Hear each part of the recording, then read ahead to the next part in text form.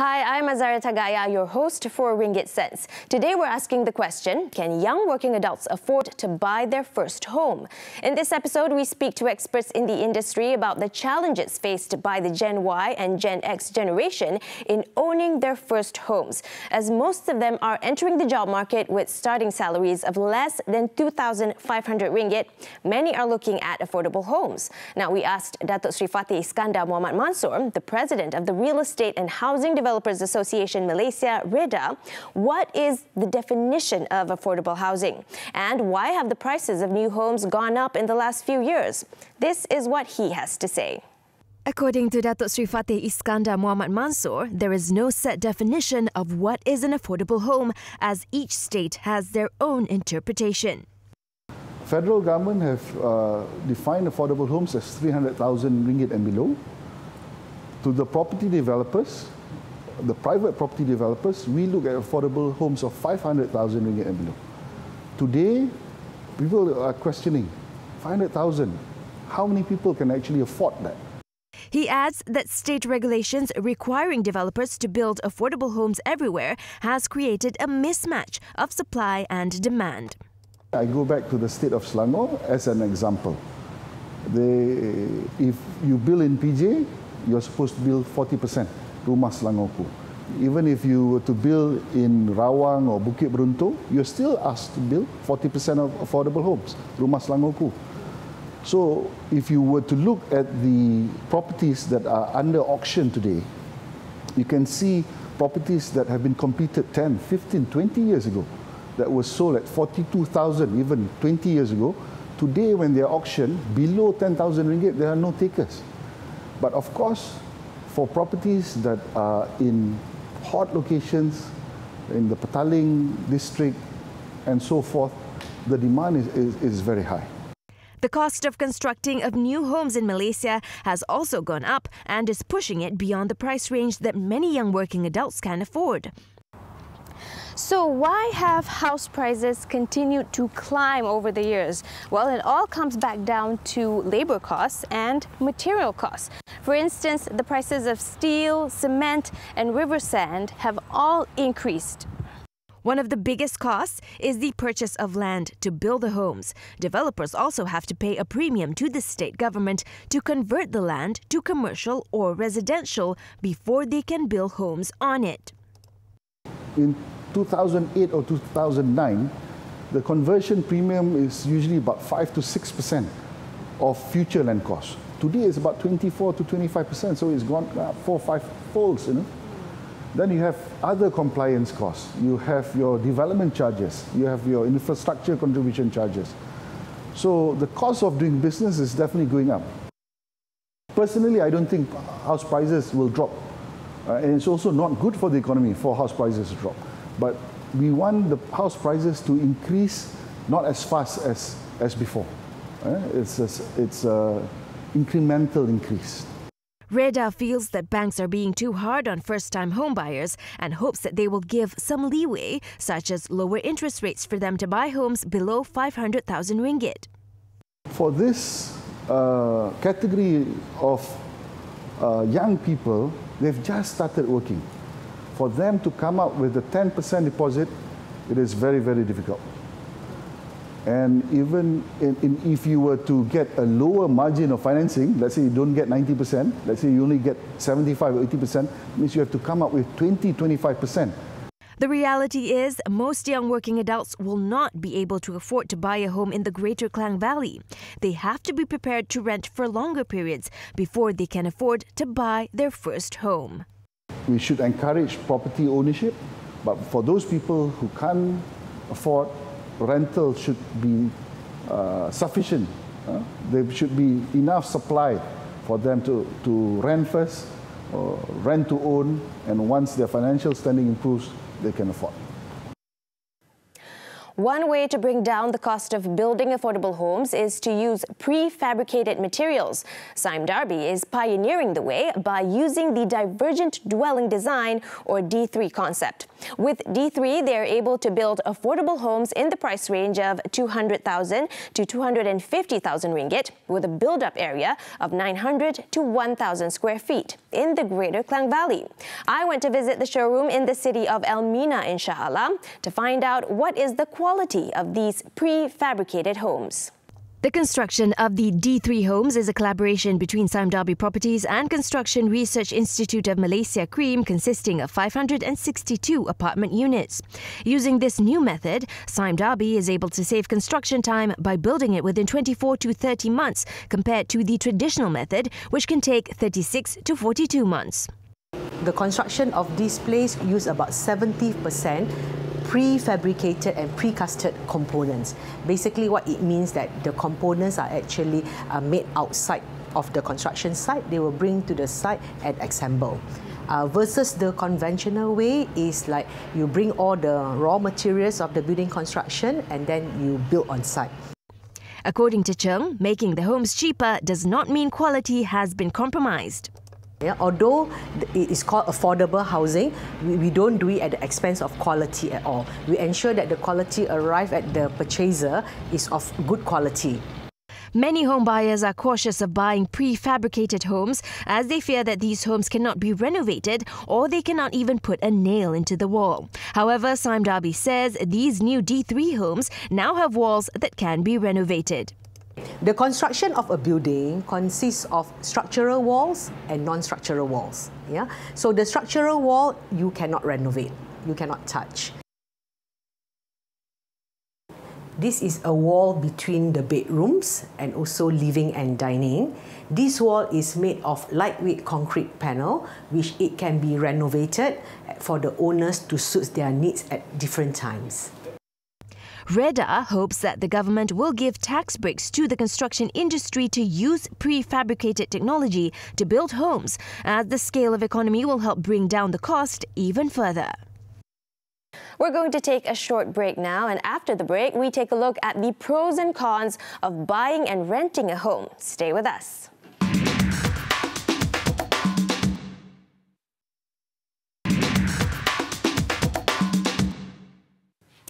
Welcome back to Ringgit Sense. Now, the choice between buying a home and renting one is among the biggest financial decisions that many adults face. But the costs of buying are more varied and complicated than for renting, making it hard to tell which is a better deal. Now, here are some factors for you to consider. Let's watch. With the current housing prices and financial climate, are you still wondering if you should buy or rent? Is one option really better than the other? And is there a right age or right time to buy a house? We asked Chang Kim Lung of the National House Buyers Association. There's no magic word when is the right time to buy or not to buy. As of the current market practice, we see that house prices have become pretty ridiculously priced. Renting is much easier. If I get relocated over to Penang, I'll rent a property from Penang because my job entails traveling, for instance, traveling. Why would I want to buy a fixed abode and stuck in Penang? No, I'll rather rent a property if I'm not happy with the premises or if I'm not happy with the condominium setup or a lot of infighting among committees in the condominium. I must well pack my bag and move out to the next condominium. We asked Mr. Chang to look at two profiles. Now, these are real Malaysians. We have Shasha, female, early 30s, earning 3,000 to 4,000 ringgit per month from KL, but now renting a place in Negeri Sembilan where she works. She's looked at several properties in the Klang Valley, ranging from 300 to 500,000 ringgit. In the end, she bought a home in Negeri Sembilan for about 180,000 ringgit plus. Next, Hawin, male in his 30s, earning 3,000 to 4,000 ringgit in sales and marketing. He hasn't ruled out buying, but for now he's comfortable renting an apartment for the long term in Damansara Perdana for 1,500 ringgit per month. Both of them chose location over price. Now, have they made the right decision? Shasha, she's a lecturer. She wants a fixed abode to do her work.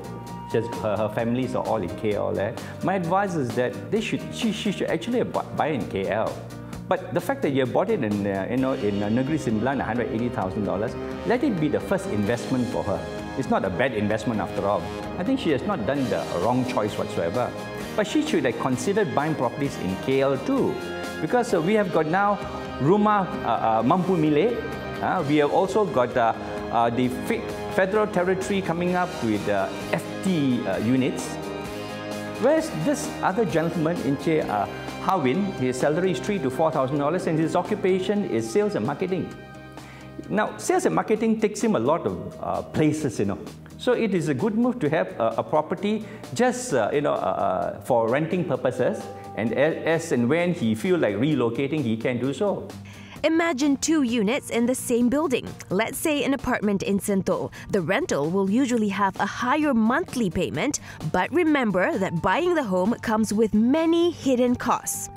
So the government must come in and come up with a program. I call it a home ownership education program. A program whereby we teach the first-time house buyer what are the financial aspects that you got to look out for. Now we got to come up with a program in such a way, pre-purchase program and post-purchase. Pre-purchase is getting ourselves ready to buy a house. What agreements do I need to sign? How much deposit I need to come up with? Stamp duty, how much is stamp duty? How much is legal fees? What about the loans? Stamp duty, legal fees on loans? How much loan percentage should I get? Those are the pre-purchase. Post-purchase, basically an education program to say that if you're buying a condominium, you must pay sinking fund, You got to pay maintenance charges, tahu tak? And then when you buy a property, you must participate in the JMB, Joint Management Body, and to ensure that you got strata title to form MC. These are the things that house buyers must know. All in all, buying could be a great long-term investment, but it could potentially be more beneficial for you to rent and instead invest the savings that you gain from that. And hopefully, this will help put some sense in your ringgit. Right now, we are speaking to Dr. Suraya Ismail, the Director of Research at Khazanah Research Institute, KRI. Hello, Dr. Suraya. Welcome to the show. Hello, Azaria. Thank you for having me here. Thank you. It's our pleasure. Now, talking about affordable homes and our salaries these days, the situation, the prices of homes, what do you think is... can you give us an overview of the price range of homes in the Greater Klang Valley now, and also our salaries, which is growing not exactly in tandem with the prices of homes now? Yes, thank you. Housing affordability is a function of both house prices and income. So we did a study, basically, making housing affordable back in 2015, and we found out that Kuala Lumpur has a median multiple affordability of 5.1 and over, which is severely unaffordable. And basically, for Selangor, it was 4.0, which is moderately unaffordable. But this is saying that with your monthly median income, say for example in 2014, Kuala Lumpur had a monthly median income of 7,620. And therefore, if you follow this rule of thumb, the market median tree price would be about 280,000. So if you have a household income of about 7,000, you should buy a house, which is not a burden to you then, of about 275,000. But the median all house price that was in the market was nearly 500,000, 490,000. Yes. So hence this is the problem, that you can't afford to buy decent homes. Okay, so with the prices of houses right now and with our salaries, let's say the typical Malaysian working adult who is not married yet may make between 2,000 to about 3,000 ringgit for starters. So can someone with this salary afford to buy a house right now?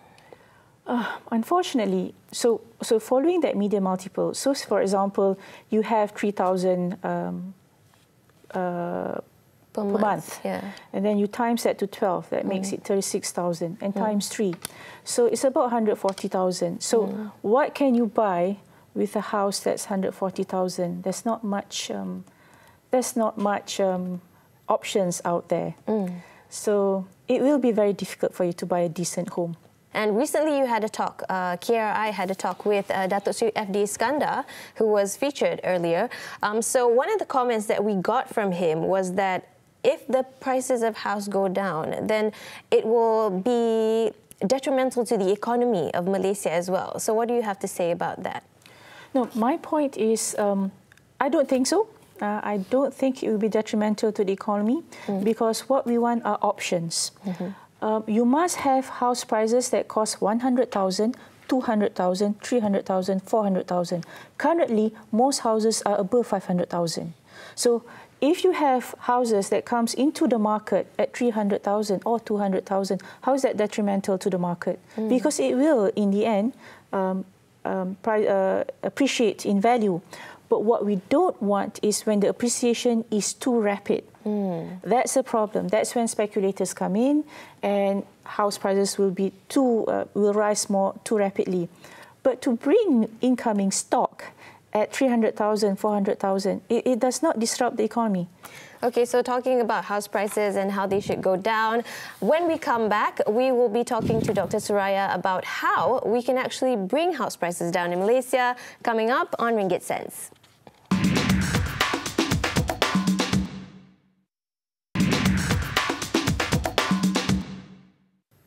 Back on Ringgit Sense with me, Azaria Tagaya, and we are still with Dr. Suraya Ismail from the Khazanah Research Institute, KRI. Okay, Doctor, back to our discussion about bringing house prices down. Now, before the break, we talked about how house prices in Malaysia need to go down for people to actually afford a comfortable way of life. So how do you propose we do that? Thank you, Azaria. In our book, back in 2015, what we've done is we did case studies of 5 top developers. And how do we then look into ways and means for them to improve efficiency and to ensure that the cost of building goes down and that this cost savings will then be passed to consumers. So it was a very detailed investigation. And we found out that it can be done if we do a few things. So in our book, we mentioned we have to develop measures to improve the efficacy of the production method. Because our construction industry is very fragmented, it is not an efficient system to deliver housing at a right price, affordable price. So the first one we said was consolidate the production process, meaning we go down to the project level, look at the composition of cost item and how best do we make it consolidated as well as efficient. That in and of itself could bring house prices down by 20–30%. And then after that, the new production methods. So you have a system whereby one is integrated, the managerial system, but we also have innovation to ensure that productivity goes up. So if you can build a house in just 3 to 6 months, it makes a lot of savings to developers and builders than is the current way, which is about 2 years. Once these houses come out from production, it goes to the open market at a price which is have a reasonable profit. Now, how do we ensure people like you and I, who maybe wants to make an extra bag by flipping it? No, you can't. So what we do is we have a moratorium. So those houses that comes out from these new production methods will be subjected to a moratorium. Unless you really want to move to a different town and you want to find work there, that's fine. There's always a case-by-case, we can give some concessions. Now, the third one, which is the most important policy prescriptions that we gave in order to reduce house prices, is to develop measures to plan for a steady supply of housing at affordable prices at the right time and at the right places. Currently, we don't have a database for you or me to access. Let's say I want to buy something in Gombak in 10 years' time, because I'm saving, right? So what would be the price then? What are the existing stock there? What's the existing stock I could buy? We don't have this information.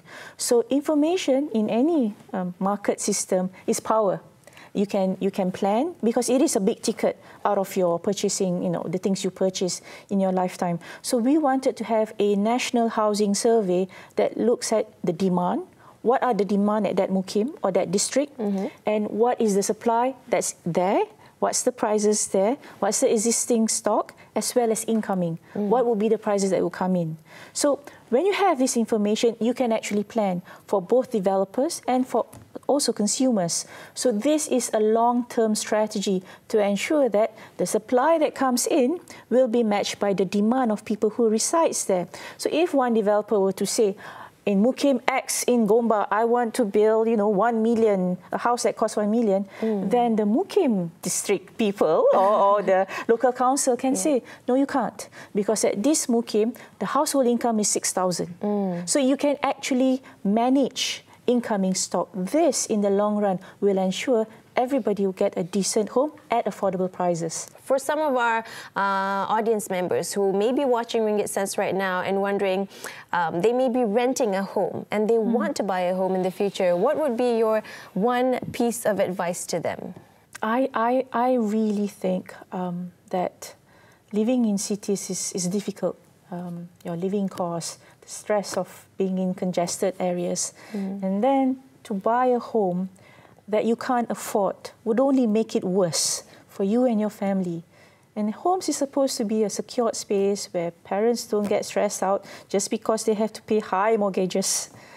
So my advice is to buy a home that you can afford. We are working very closely with developers. We are working very closely with the government to make things better. So wait for a while. I know this is the wrong advice to wait. But yeah, wait for a while. Or if there are any products that's affordable, you can buy it. Look at existing stock. You might say it's an old house, but you can refurbish it. It's okay to do that because as you grow, as your income grows higher, you can refurbish it bit by bit. Do the kitchen first, then you do the front. That could be a way. But please buy homes that you can afford. Okay, sound advice then. Thank you so much, Dr. Soraya, for sharing with us on Ringgit Sense. Well, that's all the time that we have for today. If you want to watch these stories from today, go to our Facebook page, Ringgit Sense TV3. Next week, we take a look at the job market for fresh graduates. What are the jobs that are in high demand and what are employers looking for? If you are a fresh graduate, go to our Facebook page and share with us, what do you think your first salary should be? I'm Azara Tagaya, and I'll see you next week.